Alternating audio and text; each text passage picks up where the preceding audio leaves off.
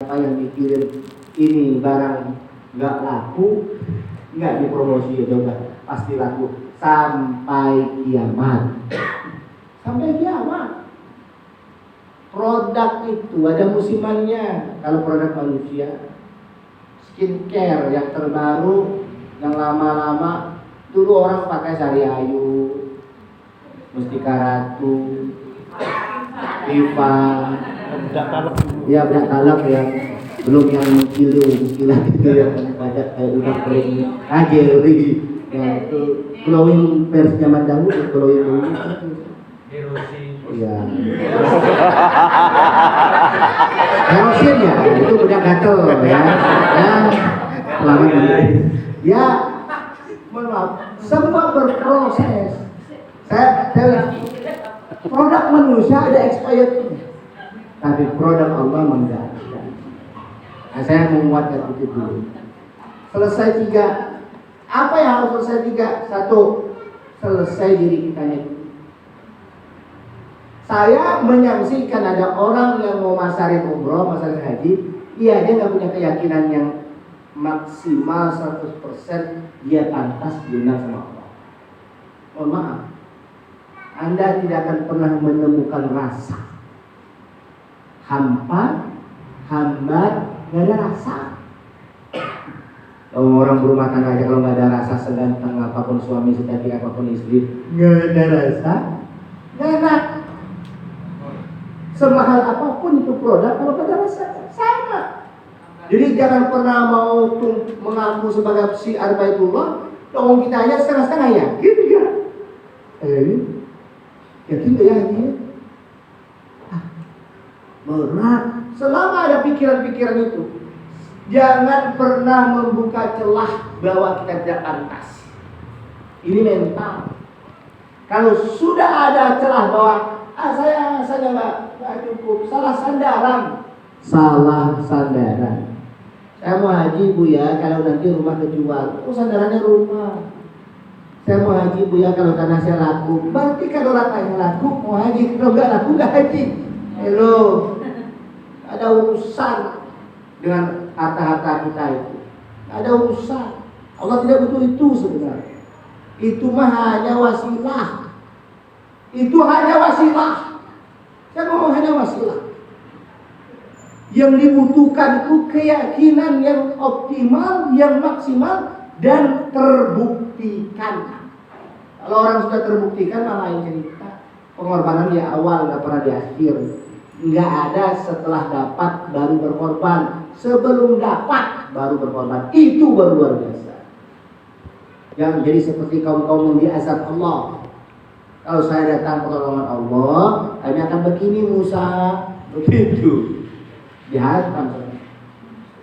Ingat, orang-orang soleh ada tidak ada rahmat Allah, mereka terus berbuat baik. Jadi bukan setelah, jangan terbiasa bernazar. Kalau anak saya lahir, saya mau umroh. Kalau saya sakit, saya sembuh, saya mau umroh. Akhirnya sampai mati nggak sembuh sakit. Ini nggak umroh. Bagaimana cara selesai pribadi? Kita mulai. Ini sharing ya.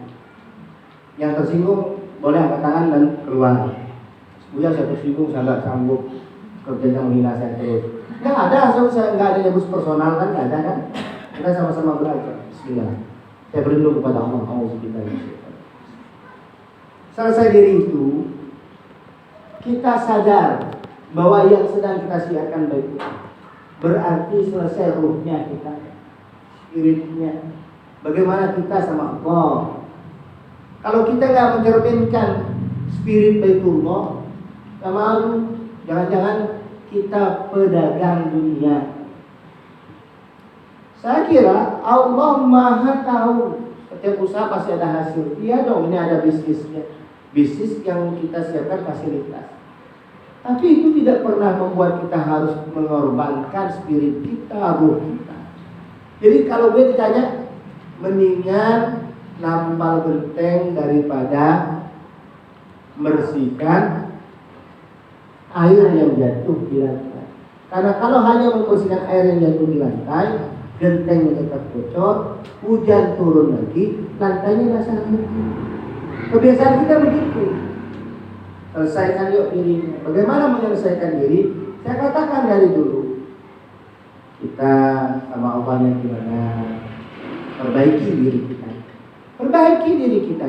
Bu yang ngurus pribadi orang, saya tidak ngurus pribadi Bapak Ibu semua. Saya sedang sharing bahwa saat kita sedang berjuang berusaha untuk mengurusi dan memperbaiki diri kita, Allah akan perbaiki urusan kita. Itu janji Allah.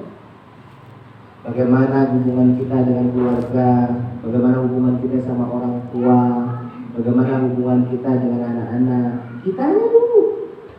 Kita nggak usah menuntut orang lain. Sholat kita benar-benar perbaiki, kita semua pada ranah pribadi ini harus selesai. Monggo belajar guru banyak di kampung masing-masing, di wilayah masing-masing. Jadi kuatkan spiritnya, kuatkan ruhnya, maka itu akan memudahkan. Insya Allah. Saya nggak mengadakan. Saya cerita ya, bagusnya ceritakan supaya nanti mikir. Ada kisah nyata, seorang anak dihadiahin bapaknya 2 kapling tanah. 2 kapling tanah. Nih 2 kapling tanah. Coba, kalau Bapak Ibu semua baru nikah, dikasih 2 kapling tanah, kebayang apa dulu dibuat? Apa yang dibuat? Rumah. Dijual lah. Dijual tanah. Karena sudah suami istri, diskusi nih. Kita jual tanah ini mau buat rumah ya Pak? Iya.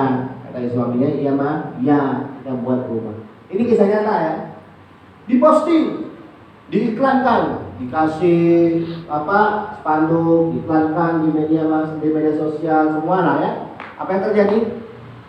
Tidak ada sepanjang tuh orang yang deal membeli. Nanya-nanya, ya tapi nggak pernah deal. Berapa lama? Setahun, nggak laku-laku. Nggak laku-laku.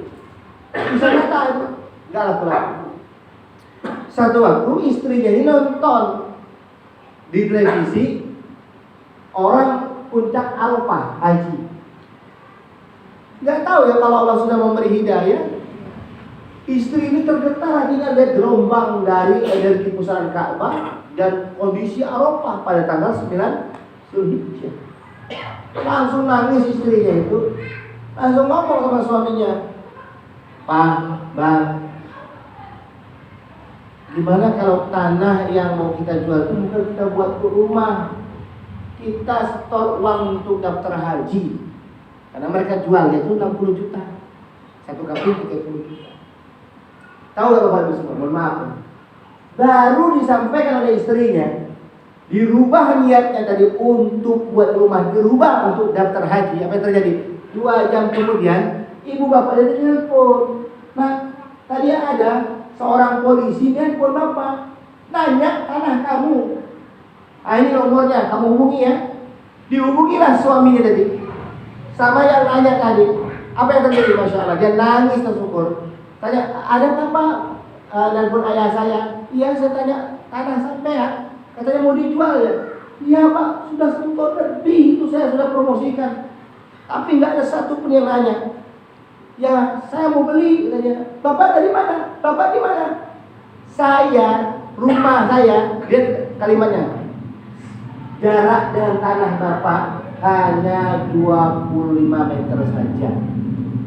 Dia nangis, ya Allah, bertahun-tahun dia promosi itu tanah kapling untuk dia buat rumah, nggak ada yang beli. Ketika baru 2 jam dirubah niatnya untuk pergi haji, maka tanah itu deal cash, dibeli 55 juta, 5 jutanya nyicil, 2 minggu lagi dibayar, total 60 juta.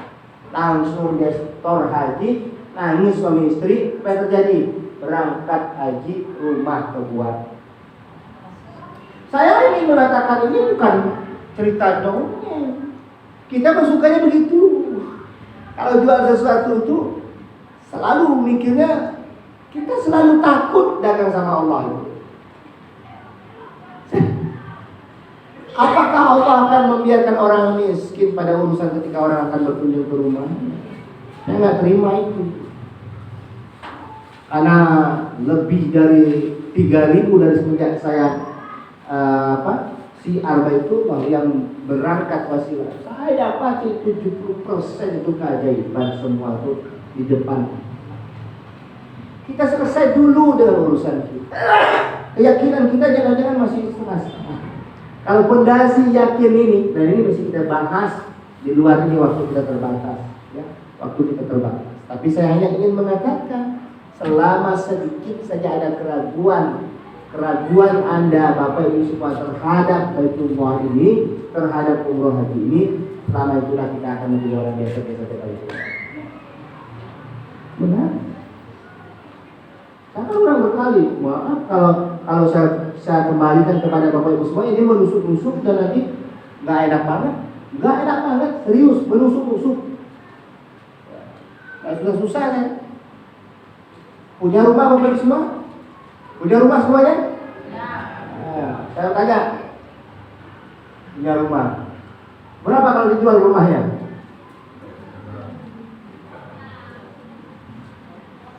Misal yang punya rumah, berapa dijual rumahnya? Ada di sini yang rumahnya sudah sampai 500 juta? Sudah mampu, jual aja rumahnya 500 juta, daftar 300 juta haji, 200 juta kontrak, itu orang yakin. Tapi saya nggak ngomong begini, terus takutnya nanti semuanya bubar semua. Ya. Tapi itu keyakinan Allah dari. Dan saya tidak mau berteori, yang ngomong ini bukan orang yang berteori. Lalu pertanyaannya ketika saya mengatakan bahwa saya langsung action, jual mobil, jual motor, jual rumah semua, lalu apa kemudian saya dimiskinkan? Allah tidak. Tidak. Wallahi tidak.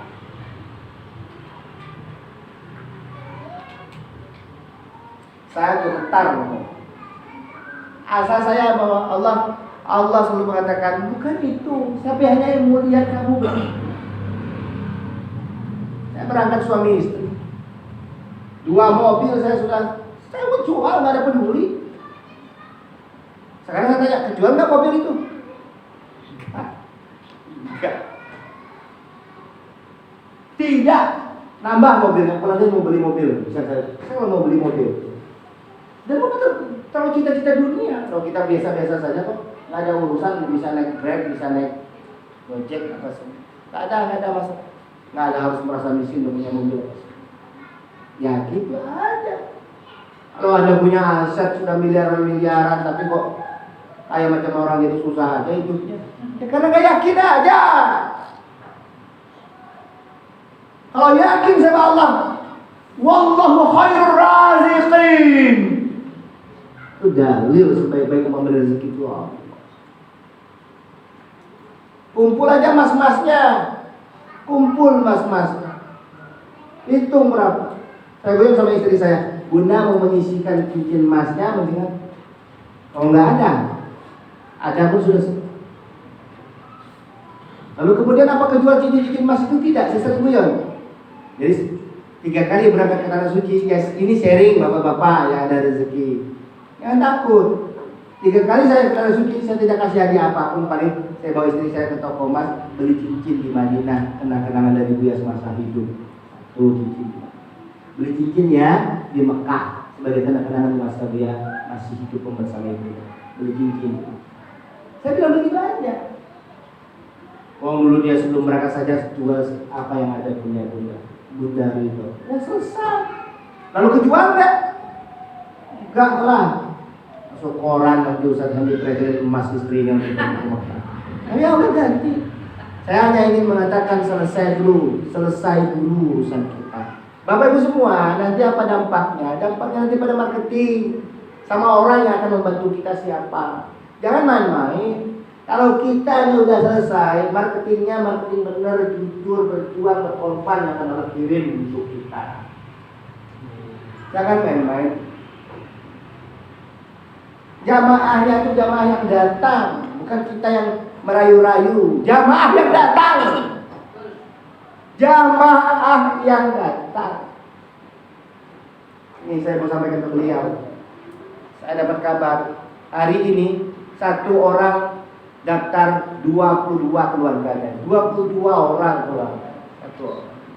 Saya WA sama Pak Haji, kami satu bus aja proses. Saya pakai ukur kemampuan, tapi optimisme berjuang semampu saya berjalan. Tapi saya dapat kabar dari Mas Zaki, hari ini satu orang daftar 22 orang keluarga. Dia pribadi berdua, suami istri sama ibunya, dia mau minta pesawat kelas bisnis tadi. Dia udah pilih ibunya untuk di kelas bisnis. Dan hotel yang meminta dia upgrade untuk keluarga. Kita mau. Alhamdulillah. Alhamdulillah. Nukirna bifadlillah. Allahumma sholli. Hujan ya? Alhamdulillah. Ini berkah. Malam-malam hujan loh.